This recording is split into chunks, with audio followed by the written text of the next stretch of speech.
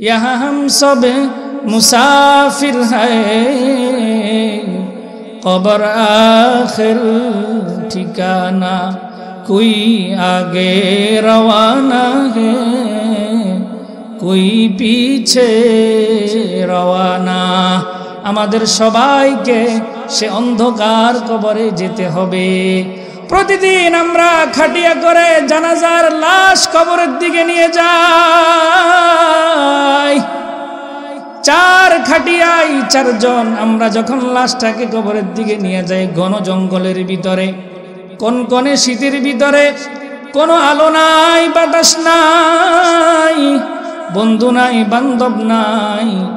ওই মৃত ব্যক্তি সব কিছু দেখে, কিতাবের ভিতরে লেখে ওই মৃত ব্যক্তি সব কিছু দেখে আর বলে, এরে আমার বাচ্চা চারা, আমার বন্ধু বান্ধবরা, তোমরা আমাকে কোথায় নিয়ে যাও? সে অন্ধকার কবরে, যেখানে ভাই নাই, বন্ধু নাই, আলো নাই, বাতাস নাই, ভালো কোনো থাকার ব্যবস্থা নাই। কিন্তু আমাদের আপনজনেরা কেউ শোনে না, তাকে অন্ধকার কবরে নিয়ে আসে। কবর এবারে ডাক দিয়া বলে, কবর বলে, আমাকে তুমি চিনোনি, আমি কে? কবর বলে, আমাকে তুমি চিনোনি, আমি কে? আনা বাইতুদ দুত, আনা বাইতুল ওয়াহদা, আনা বাইতুল গুরবা, আনা বাইতুল ওয়াহশা।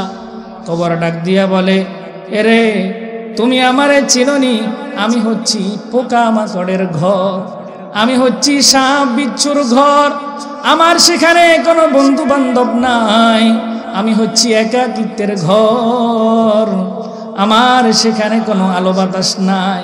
এই যে কনকনে শীতের ভিতরে কোনো ল্যাপ নাই, কম্বল নাই, শুধুমাত্র পাতলা তিনটি কাপড় দিয়া সবাইকে সে অন্ধকার কবরে যেতে হবে। আমরা যারা এখানে উপস্থিত আছি, আমাদের জিন্দেগির ভিতরে কত মানুষের আমরা মৃত্যু দেখেছি, কত মানুষের আমরা লাশ দাফন কাফন করেছি, কত মানুষের আমরা জানাজা পড়েছি, কত মানুষের খাটিয়া আমরা কাঁধে বহন করেছি। তবুও আমাদের অন্তরে আল্লাহ তাআলার ভয় নাই। গুনাহ করলে, নাফরমানি করলে যে অন্ধকার কবরে আমাদের জন্য শাস্তি হবে, সেই ভয় আমাদের অন্তরে নাই। অথচ চিন্তা করে দেখেন, হযরত উসমান গনি রাদিয়াল্লাহু তাআলা আনহু, বিশিষ্ট সাহাবী রাসূলুল্লাহ সাল্লাল্লাহু আলাইহি ওয়াসাল্লামের, যখনই কোনো কবরের পাশ দিয়া যাইতেন, হাউমাউ করে কান্না করে দিতেন। হযরত উসমান এমন ভাবে কান্না করতেন, চোখের পানি ঝরঝর করে পড়তে থাকতো। অথচ আল্লাহর হাবিব সাল্লাল্লাহু আলাইহি ওয়াসাল্লাম উসমান রাদিয়াল্লাহু তাআলা আনহুর ব্যাপারে কি বলেছেন? লিকুল্লি নাবিয়্যিন রাফিকুন ওয়া রাফিকি ইয়ানি ফিল জান্নাতি উসমান। জান্নাতের ভিতরে প্রত্যেক নবীর একজন বন্ধু থাকবে, প্রত্যেক নবীর একজন বন্ধু থাকবে, আর আমি মুহাম্মাদুর রাসূলুল্লাহর বন্ধু হবে হযরত উসমান। সুবহানাল্লাহ, আমি নবীর বন্ধু হবে হযরত উসমান। আল্লাহর নবী সাল্লাল্লাহু আলাইহি ওয়াসাল্লাম ইহুদিদের থেকে কুয়া কেনার ঘোষণা দিলেন। মুসলমানরা পানির কষ্ট করে, প্রচুর পানির কষ্ট করে। আল্লাহর নবী মুসলমানদেরকে বলে দিয়েছেন ইহুদিদের থেকে কুয়া কেনার জন্য। ইহুদি শোনা মাত্র খুশি হয়ে গেছে, এই তো সুযোগ। কুয়ার দাম যদি 10 টাকা হয়, ইহুদি আরো বেশি দামে, দ্বিগুণ দামে বিক্রি করতে পারবে। কারণ মুহাম্মাদুর রাসূলুল্লাহ কুয়া কেনার ঘোষণা দিয়েছে। মুসলমানরা কুয়া কেনার জন্য ইহুদিদের কাছে যায়। ইহুদি 10 টাকার কুয়া 100 টাকা চায়, ইহুদি 5000 টাকার জিনিস 10,000 টাকা চায়। মুসলমানদের অনেকে কুয়া কিনতে যায় অধিক দামের কারণে ফিরে আসছে। হযরত উসমান রাদিয়াল্লাহু তাআলা আনহুর কাছে খবর গেল। হযরত উসমান রাদিয়াল্লাহু তাআলা আনহু আসলেন, ইহুদি কুয়া বিক্রি করবানি? হ্যাঁ বিক্রি করব। কত? কয় যে 1 লক্ষ টাকা। কত বলে? 1 লক্ষ টাকা। 10,000 টাকার জিনিস 1 লক্ষ টাকা, 10 টাকার জিনিস 100 টাকা বলে। হযরত উসমান বললেন, যা দিয়ে দিলাম। কুয়া ক্রয় বিক্রি হয়ে গেছে। এবার হযরত উসমান রাদিয়াল্লাহু তাআলা আনহু বলেন, ইহুদি তুমি যদি আমি উসমানকে কুফের বিনিময়ে আমি উসমানের পুরা সম্পদ চাইতা, তাও আমি উসমান পুরা সম্পদ দিয়া হইল এই কুফ কিনে নিতাম। সুবহানাল্লাহ। ইহুদি তো আশ্চর্য হয়ে গেছে। মুসলমানরা মহা খুশি। আল্লাহর হাবিব সাল্লাল্লাহু আলাইহি ওয়াসাল্লামের কাছে যায় বলে, ইয়া রাসূলুল্লাহ, ইয়া হাবিবাল্লাহ, কুয়া মুসলমানদের হয়ে গেছে, কুয়া মুসলমানদের হয়ে গেছে। রাসূল গো, এতটুকু নয়, হযরত উসমান কুয়াটা কিনে মুসলমানদের জন্য ওপেন করে দিয়েছেন, উন্মুক্ত করে দিয়েছেন। সুবহানাল্লাহ। আল্লাহর হাবিব সাল্লাল্লাহু আলাইহি ওয়াসাল্লাম মুসলমানদেরকে ডাক দিয়ে বলেন, আমার উসমানে ইহুদির থাকে 1 লক্ষ টাকা দিয়া কুফ কিনে নাই, কুয়া কিনে নাই, বরঞ্চ ইহুদির থেকে 1 লক্ষ টাকা কুয়ার বিনিময়ে সে জান্নাত কিনে নিয়েছে। সুবহানাল্লাহ। সেই উসমান রাদিয়াল্লাহু তাআলা আনহুর কথা চিন্তা করেন। সেই উসমান রাদিয়াল্লাহু তাআলা আনহু যখন কবরের পাশ দিয়া যাইতেন, কবরের পাশ দিয়া যাইতেন, হাউমাউ করে কান্না করতেন কবরের ভয়ে, মৃত্যুর ভয়ে। লোকেরা বলে, উসমান, আল্লাহর নবী সাল্লাল্লাহু আলাইহি ওয়াসাল্লাম তো আপনার ব্যাপারে জান্নাতের সুসংবাদ দিয়ে দিয়েছেন, তারপরেও কেন আপনি এত কান্না করতেছেন? উসমান রাদিয়াল্লাহু তাআলা আনহু ডাক দিয়া বলেন, আল্লাহর হাবিব সাল্লাল্লাহু আলাইহি ওয়াসাল্লাম তো আমার ব্যাপারে জান্নাতের সুসংবাদ দিয়েছেন, কিন্তু কবরে যে আমি উসমানের আযাব হবে না এই ব্যাপারে তো কোনো গ্যারান্টি দেয় নাই। আল্লাহু আকবার কবীর। কাজেই আমাদেরকে কবরের প্রস্তুতি নিতে হবে কিনা? কবরের প্রস্তুতি নিতে হবে। যারা দুনিয়ার ভিতরে নেক কাজ করবে, ভালো কাজ করবে, আল্লাহ আল্লাহর হুকুম অনুযায়ী চলবে, কবর হবে তাদের জন্য জান্নাতের বাগান। আর যারা আল্লাহ তাআলার নাফরমানি করবে, কবর হবে তাদের জন্য জাহান্নামের গর্ত। এজন্য ভাইরা আমার, পাহাড় পরিমাণ, সমুদ্রের ফেনা পরিমাণ আমাদের গুনাহ থাকুক, আল্লাহ তো বলেছে, বান্দা তুমি তওবা করো। খালেস দিলে কি করো? তওবা করো। খাঁটি মনে আমার কাছে তওবা করো। কাকু তুমি নিজে করো, আমার কাছে কাইনো বাক্যে তুমি মাফ চাও, আমি আল্লাহ তোমার জিন্দেগীর গুনাহগুলা মাফ করে দিব। হযরত আব্দুল্লাহ ইবনে আব্বাস রাদিয়াল্লাহু তাআলা আনহু থেকে বর্ণনা, আল্লাহর রাসূল সাল্লাল্লাহু আলাইহি ওয়াসাল্লামের চাচা হযরত হামজা রাদিয়াল্লাহু তাআলা আনহুকে শহীদ করেছেন, হত্যা করেছেন হযরত ওয়াহশী। একবার মক্কা থেকে হযরত ওয়াহশী আল্লাহর রাসূলের কাছে চিঠি লিখে পাঠাইলেন,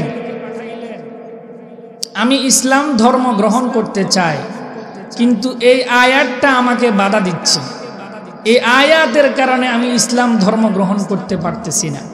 আয়াতটা কি? ওয়াল্লাযীনা লা ইয়াদউনা মা'আল্লাহি ইলাহান আখারা ওয়ালা ইয়াকতুলুনান নাফসাল্লাতী হারামাল্লাহু ইল্লা বিল হাক্কি ওয়ালা ইয়াজনুন ওয়া মান ইয়াফআল যালিকা ইয়ালকা আসামা والذين لا يدعون مع الله إلها آخر, যারা উপাসনার ক্ষেত্রে, ইবাদতের ক্ষেত্রে আল্লাহ তাআলার সাথে শরীক করে না, ولا يقتلون النفس التي حرم الله إلا بالحق ولا يزنون এবং যারা যৌক্তিক কোনো কারণ ব্যতীত শরঈ কোনো কারণ ব্যতীত কাউকে হত্যা করে না এবং ব্যভিচার করে না, আর যারা করে তাদেরকে আল্লাহ রাব্বুল আলামিন শাস্তির সম্মুখীন করবেন। হযরত ওয়াহশী বলতেছেন, আমি তো অন্যায়ভাবে হত্যা করেছি, আল্লাহ তাআলার সাথে শিরিকও করেছি, ব্যভিচার করেছি, তাহলে আল্লাহ তাআলা আমাকে কিভাবে মাফ করবেন? আমি কিভাবে ইসলাম ধর্ম গ্রহণ করব? এবার আল্লাহ রাব্বুল আলামিন আরেকটি আয়াত বর্ণনা করেন। আল্লাহর হাবিব সাল্লাল্লাহু আলাইহি ওয়াসাল্লাম হযরত ওয়াহশী রাদিয়াল্লাহু তাআলা আনহুর জন্য উত্তরে ওই আয়াতটি চিঠিতে লিখে দেন, ইল্লা মান তাবা ওয়া আমানা ওয়া আমিলা আমালান সালিহা ফাউলাইকা ইউবাদদিলুল্লাহু সাইয়্যাতিহিম হাসানাত ওয়া কানাল্লাহু গফুরুর রহিমা। ইল্লা মান তাবা ওয়া আমানা ওয়া আমিলা আমালান সালিহা, যারা বিশ্বাস স্থাপন করে, খাঁটি দিলে তওবা করে এবং নেক কাজ করে, ফাউলাইকা ইউবাদদিলুল্লাহু সাইয়্যাতিহিম হাসানাত, আল্লাহ রাব্বুল আলামিন বলতেছেন আল্লাহ ওই ব্যক্তির গুনাহগুলোকে নেক দ্বারা পরিবর্তন করে দিবেন। সুবহানাল্লাহ। ফাউলাইকা ইউবাদদিলুল্লাহু সাইয়্যাতিহিম হাসানাত। আল্লাহর নবী সাল্লাল্লাহু আলাইহি ওয়াসাল্লাম হযরত ওয়াহশীর নিকট এই আয়াতটি লিখে পাঠাইলেন, তুমি যদি ঈমান আনো, আল্লাহর প্রতি বিশ্বাস স্থাপন করো, খাঁটি দিলে তওবা করো এবং নেক কাজ করো, আল্লাহ রাব্বুল আলামিন তোমার অন্যায়গুলোকে, তোমার গুনাহগুলোকে নেক দ্বারা পরিবর্তন করে দিবেন। এবার হযরত ওয়াহশী রাদিয়াল্লাহু তাআলা আনহু এই আয়াতের প্রেক্ষিতে রাসূলুল্লাহ সাল্লাল্লাহু আলাইহি ওয়াসাল্লামের নিকট আবার প্রশ্ন করলেন, ইয়া রাসূলুল্লাহ, এখানে তো আল্লাহ রাব্বুল আলামিন একটা শর্ত দিয়েছেন, নেক কাজ করা, নেক কাজ করা। আমি ওয়াহশী ইসলাম ধর্ম গ্রহণ করার পরে আমি নেক কাজ করতে পারবো কিনা আমি তো জানি না, সুতরাং আমি কিভাবে ইসলাম ধর্ম গ্রহণ করব? এবার আল্লাহ রাব্বুল আলামিন রাসূলুল্লাহ সাল্লাল্লাহু আলাইহি ওয়াসাল্লামের উপর আরেকটি আয়াত নাজিল করেন, ইন্নাল্লাহা লা ইয়াগফিরু আন ইউশরাকা বিহি ওয়া ইয়াগফিরু মা দুনা যালিকা লিমান ইয়াশা ওয়া মান ইউশরিক বিল্লাহি ফাকাদ দাল্লা দালালাম বাঈদা। আলামিন ইরশাদ করতেছেন, যারা আল্লাহ রাব্বুল আলামিনের সাথে শিরিক করে, অন্যায় করে, আল্লাহ তাদেরকে মাফ করবেন না, কিন্তু আল্লাহ রাব্বুল আলামিন যাকে ইচ্ছা তাকে ক্ষমা করতে পারেন, ক্ষমা করেন।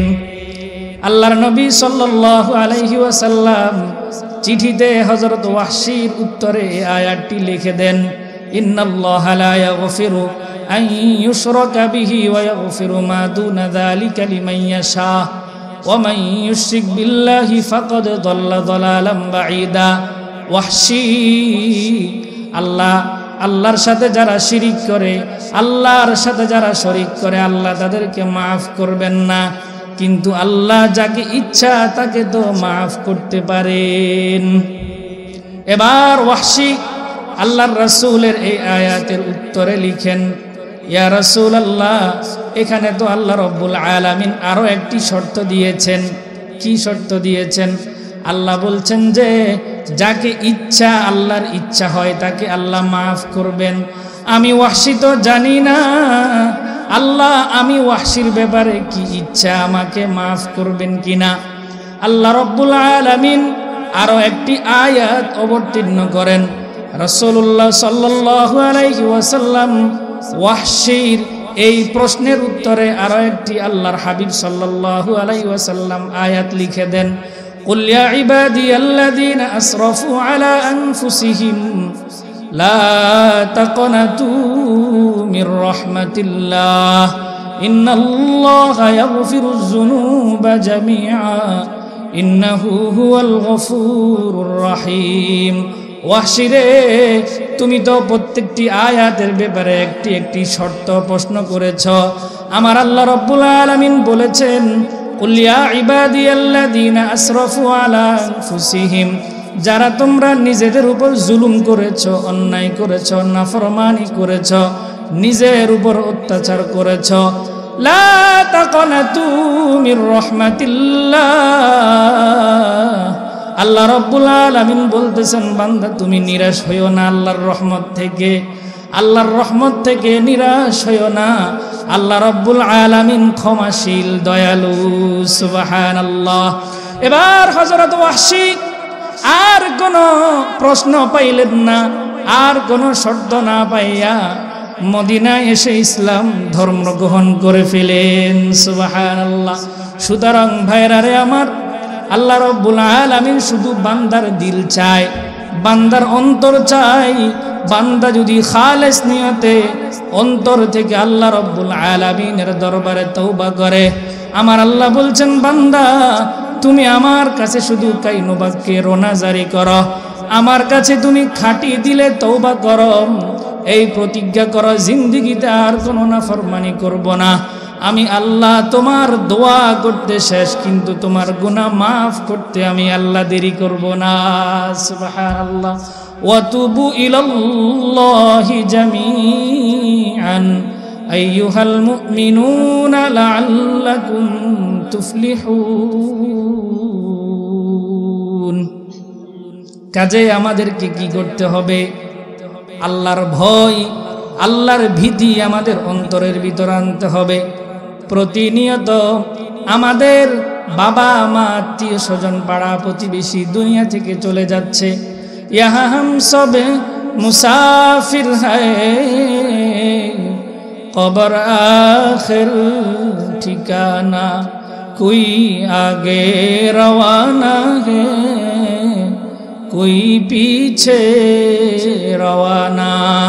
আমাদের সবাইকে সে অন্ধকার কবরে যেতে হবে। প্রতিদিন আমরা খাটিয়া করে জানাজার লাশ কবরের দিকে নিয়ে যাই। চার খাটিয়াই চারজন আমরা যখন লাশটাকে কবরের দিকে নিয়ে যাই, ঘন জঙ্গলের ভিতরে, কনকনে শীতের ভিতরে, কোনো আলো নাই, বাতাস নাই, বন্ধু নাই, বান্ধব নাই। ওই মৃত ব্যক্তি সব কিছু দেখে, কিতাবের ভিতরে লেখে, ওই মৃত ব্যক্তি সব কিছু দেখে আর বলে, এরে আমার বাচ্চা চারা, আমার বন্ধু বান্ধবরা, তোমরা আমাকে কোথায় নিয়ে যাও? সে অন্ধকার কবরে, যেখানে ভাই নাই, বন্ধু নাই, আলো নাই, বাতাস নাই, ভালো কোনো থাকার ব্যবস্থা নাই। কিন্তু আমাদের আপনজনেরা কেউ শোনে না, তাকে অন্ধকার কবরে নিয়ে আসে। কবর এবারে ডাক দিয়া বলে, কবর বলে, আমাকে তুমি চিনোনি, আমি কে? কবর বলে, আমাকে তুমি চিনোনি, আমি কে? আনা বাইতুদ দুত, আনা বাইতুল ওয়াহদা, আনা বাইতুল গুরবা, আনা বাইতুল ওয়াহশা। কবর ডাক দিয়া বলে, এরে তুমি আমারে চিনোনি, আমি হচ্ছি পোকা মাকড়ের ঘর, আমি হচ্ছি সাপ বিচ্ছুর ঘর, আমার সেখানে কোনো বন্ধু বান্ধব নাই, আমি হচ্ছি একাকিত্বের ঘর, আমার সেখানে কোনো আলো বাতাস নাই। এই যে কনকনে শীতের ভিতরে কোনো ল্যাপ নাই, কম্বল নাই, শুধুমাত্র পাতলা তিনটি কাপড় দিয়া সবাইকে সে অন্ধকার কবরে যেতে হবে। যেতে হবে কিনা? যেতে হবে কিনা? কাজেই আমাদেরকে কবরের প্রস্তুতি নিতে হবে। যদি দুনিয়ার ভিতরে আমরা সুন্দরভাবে আল্লাহ তাআলার হুকুম মেনে, রাসূলের তরিকা মেনে আমাদের জীবনটাকে পরিচালিত করতে পারি, কবর হবে আমাদের সুখের জায়গা। আর যদি আমরা আল্লাহর নাফরমানি করি, কবর হবে জাহান্নামের। রাসূলুল্লাহ সাল্লাল্লাহু আলাইহি ওয়াসাল্লাম হযরত আবু হুরায়রাকে দ্বিতীয় নসিহত করতেছেন, ওয়ারদ বিমা কসামাল্লাহু লাকা তাকুন আগনান নাস, ওয়ারদ বিমা কসামাল্লাহু লাকা তাকুন আগনান নাস। আবু হুরায়রা, আল্লাহ রাব্বুল আলামিন তোমাকে যা দিয়েছেন, যে সম্পদ দিয়েছেন, তার উপর তুমি সন্তুষ্ট থাকো। যেটুকু দিয়েছেন তার উপর যদি তুমি সন্তুষ্ট থাকতে পারো, আল্লাহর হাবিব বলতেছেন তুমি দুনিয়ার মানুষদের মাঝে সবচাইতে বড় ধনী হিসেবে বিবেচিত হবে। সুবহানাল্লাহ। অথচ আমরা ধনী কাদেরকে ভাবি? যার টাকা আছে, পয়সা আছে, গাড়ি আছে, বাড়ি আছে, ধন সম্পদ আছে। আপনারা বলেন তো দেখি, যার এত কিছু আছে, মৃত্যুর পরে সেই কি 3 কাপড়ের বেশি আর বেশি কিছু নিতে পারবেনি? কিছুই নিতে পারবে না। আমাদের মতোই সে 3টি পাতলা কাপড় পরিধান করে কবরে যাইতে হবে। সুতরাং তুমি রাজনৈতিকভাবে ক্ষমতায় এসে তুমি মনে করিও না তুমি সফল কাম হয়ে গেছ। তুমি ফেরাউনের দিকে তাকায়া দেখো, ফেরাউন দুনিয়ার সব ধরনের শক্তি ছিল, তারপরও তার কিছুই নাই, সব ধ্বংস হয়ে গেছে। আজকে ফেরাউনের নাম মানুষ ন্যায়, জুলুম, অন্যায়, অবিচারের সাথে কাফেররা পর্যন্ত ফেরাউনের নাম তাদের সন্তানের রাখতে চায় না। আজকে তুমি নমরুদকে দেখো, তার ক্ষমতা ছিল, সব কিছু শেষ হয়ে গেছে। সুতরাং তুমি ক্ষমতা পায়া যদি নিজেকে সফল মনে করো, এটা ভুল হবে। এই জন্য আল্লাহর হাবিব সাল্লাল্লাহু আলাইহি ওয়াসাল্লাম ইরশাদ করতেছেন, আন আবি হুরায়রা রাদিয়াল্লাহু তাআলা আনহু আনিন নবী সাল্লাল্লাহু আলাইহি ওয়াসাল্লাম ক্বালা লাইসাল গিনা আন কাসরাতিল আরদি ওয়ালাকিন্নাল গিনা গিনান নাফস। আল্লাহর হাবিব সাল্লাল্লাহু আলাইহি ওয়াসাল্লাম ইরশাদ করতেছেন, আসল ধনী হলো মনের ধনী। সুবহানাল্লাহ। আসল ধনীকে? মনের ধনী। যার অন্তর যত বেশি ফ্রেশ, যার অন্তর যত বেশি স্বচ্ছ, যার অন্তর যত বেশি পবিত্র, সেই হচ্ছে আসল ধনী। সুবহানাল্লাহ। রাসূলুল্লাহ সাল্লাল্লাহু আলাইহি ওয়াসাল্লাম সাহাবায়ে কেরামদেরকে ডাক দিলেন, হে আমার সাহাবীরা, জিহাদের ময়দানের জন্য, যুদ্ধের জন্য, দানের জন্য ডাক দিলেন। আল্লাহর হাবিব সাল্লাল্লাহু আলাইহি ওয়াসাল্লাম একে একে সাহাবায়ে কেরামদেরকে ডাক দিলেন। হযরত উসমান ইবনে আফফান রাদিয়াল্লাহু তাআলা আনহু ঘর থেকে অনেকগুলো সম্পদ এনে জমা করলেন। হযরত ওমর রাদিয়াল্লাহু তাআলা আনহু জমা করলেন। হযরত আবু বকর সিদ্দিক এনে জমা করলেন। এবার আল্লাহর হাবিব সাল্লাল্লাহু আলাইহি ওয়াসাল্লাম হযরত উসমানকে ডাক দিয়ে বলে, উসমান, তুমি তোমার সম্পদের কতটুকু নিয়ে আসছো? কি পরিমাণ সম্পদ এনেছ এই কথা বলে নাই, তুমি তোমার সম্পদের কতটুকু নিয়ে এসেছ? হযরত উসমান রাদিয়াল্লাহু তাআলা আনহু বলেন, ইয়া রাসূলুল্লাহ, আমি আমার সম্পদের 25% নিয়ে আসছি। ওমর রাদিয়াল্লাহু তাআলা আনহুকে ডাক দিলেন, ওমর, তুমি তোমার সম্পদের কতটুকু নিয়ে আসছো? ওমর বলেন, ইয়া রাসূলুল্লাহ, আমি আমার সম্পদের 50% নিয়ে আসছি, 50 ভাগ। এবার হযরত আবু বকর সিদ্দিক রাদিয়াল্লাহু তাআলা আনহুকে ডাক দিলেন, আবু বকর, তুমি তোমার সম্পদ থেকে কতটুকু নিয়ে আসছো? আবু বকর রাদিয়াল্লাহু তাআলা আনহু বলেন, ইয়া রাসূলুল্লাহ, ইয়া হাবিবাল্লাহ, আমি আমার ঘরে যা ছিল সব নিয়ে আসছি, শুধুমাত্র আল্লাহ এবং আল্লাহর রাসূল ছাড়া। সুবহানাল্লাহ। আল্লাহু আকবার কাবীরা। দুনিয়ার দৃষ্টিকোণ থেকে দেখেন, দুনিয়াতে বেশি দান করলে, খালেস নিয়তে আল্লাহর জন্য দান করলে, আল্লাহ দুনিয়াতেও দেন, আখিরাতেও দেন। হযরত আবু বকর রাসূলুল্লাহর মৃত্যুর পর সর্বপ্রথম সিংহাসনে বসেছেন কে? হযরত আবু বকর। তারপর দ্বিতীয় খলিফা হযরত ওমর রাদিয়াল্লাহু তাআলা আনহু। তারপর তৃতীয় খলিফা হলেন হযরত উসমান ইবনে আফফান রাদিয়াল্লাহু তাআলা আনহু। আল্লাহর হাবিব সাল্লাল্লাহু আলাইহি ওয়াসাল্লাম আবার তাশকিল করা শুরু করলেন। জাহান্নামের ভয়াবহতা, জান্নাত সম্পর্কে জান্নাতের প্রশংসা করলেন, দানের ফজিলত বর্ণনা করতে শুরু করলেন। হযরত উসমান রাদিয়াল্লাহু তাআলা আনহু ঘর থেকে এক থলি স্বর্ণ নিয়ে আসি আল্লাহর রাসূলের সামনে উপস্থাপন করলেন। সুবহানাল্লাহ। এবার আল্লাহর হাবিব সাল্লাল্লাহু আলাইহি ওয়াসাল্লাম আবার তশকিল শুরু করলেন। হযরত উসমান আবার এক থলি এক ব্যাগ স্বর্ণ আনি উপস্থিত করলেন। এভাবে তৃতীয়বারও আল্লাহর রাসূল সাল্লাল্লাহু আলাইহি ওয়াসাল্লাম আবারও তশকিল শুরু করলেন। উসমান রাদিয়াল্লাহু তাআলা আনহু আবারও এক ব্যাগ থলি স্বর্ণ এনে উপস্থিত করলেন। স্বর্ণের বিশাল স্তূপ হয়ে গেছে। আল্লাহর হাবিব সাল্লাল্লাহু আলাইহি ওয়াসাল্লাম বলতেছেন, বাহ বাহ ওয়াজাবাত, উসমান যথেষ্ট, তোমার জন্য জান্নাত অবধারিত, জান্নাত তোমার জন্য আবশ্যকীয়। সুবহানাল্লাহ। চিন্তা করে দেখেন যে উসমানের জন্য জান্নাতের সুসংবাদ দেওয়া হয়েছে, যে উসমান জান্নাতে যাবে আল্লাহর রাসূল বলে দিয়েছেন, যে উসমান জান্নাতে আল্লাহর রাসূলের বন্ধু হবেন। সে উসমান যখন কবরের পাশ দিয়ে যাইতেন উসমান হাউমাউ করে কান্না করতেন, কবরের ভয়ে কান্না করতেন। কাজে ভাইয়েরা আমার, আমি বলতেছিলাম রাসূলুল্লাহ সাল্লাল্লাহু আলাইহি ওয়াসাল্লাম বলেছেন, আবু হুরায়রা, তোমাকে আল্লাহ রাব্বুল আলামিন যেটুকু সম্পদ দিয়েছে তার উপর তুমি সন্তুষ্ট যদি থাকতে পারো, তুমি দুনিয়ার ভিতরে সবচেয়ে বড় ধনী হিসেবে বিবেচিত। তৃতীয় নম্বর নসিহত, ওয়া আহসিন ইলা জারিকা তাকুম মুমিনা, ওয়া আহসিন ইলা জারিকা তাকুম মুমিনা। আল্লাহর রাসূল সাল্লাল্লাহু আলাইহি ওয়াসাল্লাম হযরত আবু হুরায়রাকে উদ্দেশ্য করে বলতেছেন, ওয়া আহসিন ইলা জারিকা তাকুম মুমিনা।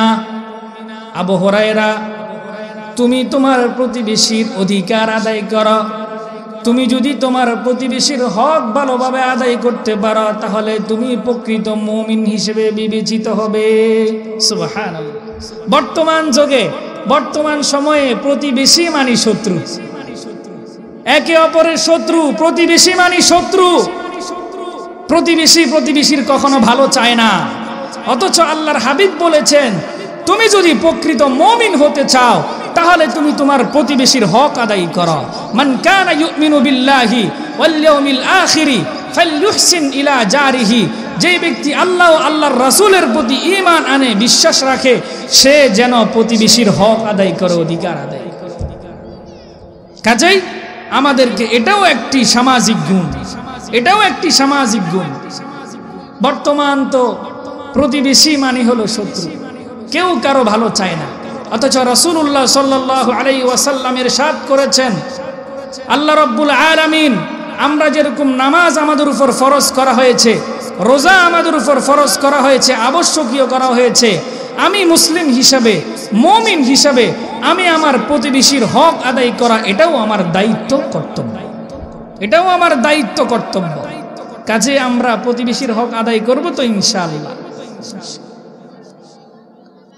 হযরত ইবনুল কাইয়িম রাহমাতুল্লাহি আলাইহি বিশিষ্ট একজন ব্যক্তি, তিনি তার কিতাবের ভিতরে লেখেন, আমি একদিন রাস্তা দিয়ে হেঁটে যাচ্ছিলাম, হঠাৎ দেখলাম এক ঘরের ভিতরে ৮-৯ বছরের একটা বাচ্চাকে তার মা খুব মারতেছে, খুব প্রহার করতেছে, শাস্তি দিচ্ছে। রাগান্বিত হয়ে বলতেছে, তোর মতো সন্তান আমার আর দরকার নাই। ইবনুল কাইয়িম রাহমাতুল্লাহি আলাইহি হতভম্ব হইয়া, আশ্চর্যজনিত হইয়া একটু কাছে গেলেন, দেখলেন ঘটনা কি। ওই সন্তানকে মা প্রহার করতে করতে ঘর থেকে বের করে দিলেন, বললেন, তোর মতো সন্তান আমার দরকার নাই, তুই ঘর থেকে চলে যা। সন্তান মায়ের আঘাত খেয়ে, মার খেয়ে কিছুক্ষণ চুপ থেকে আস্তে আস্তে এক গলির দিকে হাঁটা শুরু করলেন। কিছুক্ষণ যায়া কি যেন ভেবেচিন্তে আবার ঘরের দিকে ফিরে আসলেন। ইবনুল কাইয়িম রাহমাতুল্লাহি আলাইহি কৌতূহল ভাবে এই ঘটনাটি দেখার জন্য তার পিছে পিছে আসলেন। দেখলেন সন্তান ক্লান্ত দেহে তার ঘরের চৌকাঠের সাথে মাথা লাগায়া বসে আছে, সেখানে সে ঘুমায়া গেছে। দীর্ঘক্ষণ পরে তার মা আবার দরজা খুললেন। মায়ের রাগ এখনো কমেনি। সন্তানকে দেখে মা বলতেছেন, তোমাকে না আমি ঘর থেকে বের করে দিয়েছি, প্রহার করেছি, তুমি আমার অযোগ্য সন্তান, আমার নাফরমান সন্তান, তোমাকে আমার চাই না, তুমি চলে যাও। সন্তান মাকে ডাক দিয়ে বলে, মা আপনি যখন আমাকে মেরেছেন, প্রহার করেছেন, আমি একবার ভেবেছিলাম যে আমি এখান থেকে চলে যাব, যায়া কোথাও হয়তো ভিক্ষা করব, নিজের খাবারের ব্যবস্থা করব, অথবা কারো জুতা পরিষ্কার করে নিজের জীবিকা অর্জন করব, অথবা কারো ঘরে আমি কাজ কাম করে নিজের খাবারের ব্যবস্থা করব, থাকার ব্যবস্থা করব।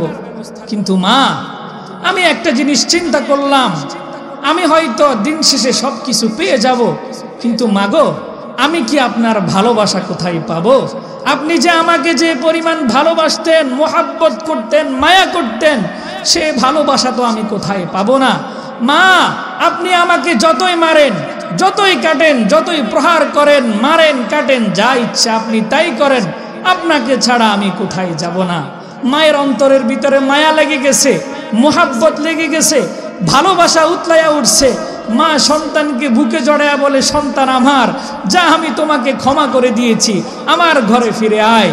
হযরত ইবনুল কাইয়্যিম রাহমাতুল্লাহি আলাইহি বলেন, ভাইরা আমার, আল্লাহ রাব্বুল আলামিন বান্দা যখন আল্লাহ তাআলার দরবারে এসে তার গুনাহের জন্য তওবা করবে, কান্নাকাটি করবে, কায়নুবাক্যে রোনা জারি করবে, আল্লাহ তাআলা তার রহমতের দরজা খুলে দেন। সুবহানাল্লাহ। আল্লাহ তাআলা ওই বান্দাকে মাফ করে দেন। ওয়াতুবু ইলাল্লাহি জামিআ আইয়ুহাল মুমিনুনা লাআল্লাকুম তুফলিহুন। হে মুমিনেরা, তোমরা আমি আল্লাহর কাছে তওবা করো, যাতে করে তোমরা সফল কাম হতে পারো। ইয়া আইয়ুহাল্লাযীনা আমানু তুবু ইলাল্লাহি তাওবাতান নাসুহা আসা রাব্বুকুম আন ইউকাফিরা আনকুম সাইয়্যাতিকুম ওয়া ইউদখিলাকুম জান্নাতিন তাজরি মিন তাহতিহাল আনহার। আল্লাহ তোমাদেরকে এমন জান্নাত দিবেন যে জান্নাতের নিচে তলদেশে ঝর্ণা থাকবে, মধুর ঝর্ণা, দুধের ঝর্ণা, নানান রকমের নাজ নিয়ামতে আল্লাহ রাব্বুল আলামিন আমাদেরকে ভরে দিবেন। ওয়ালা নাজজিয়ান্নাহুম আজরাহুম বিআহসানি মা কানু ইয়ামালুন। তুমি দুনিয়াতেও অনেক কিছু পাইবা, পাশাপাশি আখিরাতেও এত বেশি পাইবা যেটার কোনো সীমা রেখা নেই। আল্লাহু আকবার কাবীরা। কাজে ভাইয়েরা আমার, আমাদেরকে বেশি বেশি আল্লাহ তাআলার কি করতে হবে? ইবাদত করতে হবে, পাশাপাশি গুনাহগুলা থেকে বেঁচে থাকতে হবে। যদি আমি গুনাহ থেকে বাঁচতে পারি, দুনিয়াতে আমি সফল কাম, আখিরাতেও সফল কাম। কবর আমার জন্য হবে জান্নাতের বাগান। আর যদি আমি নাফরমানি করি, গুনাহ করি, কবর হবে আমার জন্য জাহান্নামের গর্ত। আল্লাহ রাব্বুল আলামিন আমাদের সবাইকে আল্লাহ এবং আল্লাহর রাসূলের হুকুম অনুযায়ী চলার মানার তৌফিক দান করুন। আমিন। ওয়া আখিরু দাওয়ানা আনিল হামদুলিল্লাহি রাব্বিল আলামিন। আসসালামু আলাইকুম ওয়া রাহমাতুল্লাহি ওয়া বারাকাতুহু।